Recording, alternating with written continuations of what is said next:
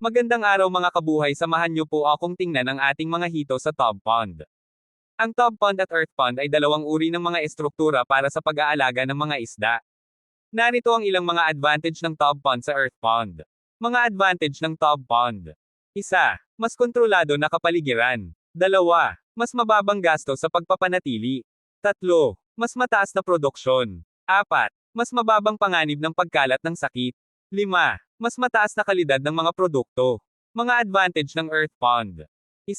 Mas natural na kapaligiran. Natural na kapaligiran para sa mga isda na nagpapababa sa panganib ng pagkalat ng sakit at nagpapataas sa kalidad ng mga produkto.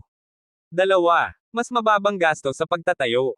Mas mababang gasto sa pagtatayo kumpara sa tub pond dahil sa mas kaunting pangangailangan ng mga kagamitan at pagkain. 3. Mas mataas na kapasidad. Nagbibigay ng isang mas mataas na kapasidad para sa mga isda kumpara sa tub pond dahil sa mas malaking sukat ng earth pond. Sa pangkalahatan, ang tub pond ay mas kontrolado na kapaligiran at mas mababang gastos sa pagpapanatili, samantalang ang earth pond ay mas natural na kapaligiran at mas mababang gastos sa pagtatayo. Ang pagpili sa pagitan ng tub pond at earth pond ay depende sa mga pangangailangan at mga layunin ng mga magsasaka. Thank you for watching mga kabuhay. God bless. Ingat!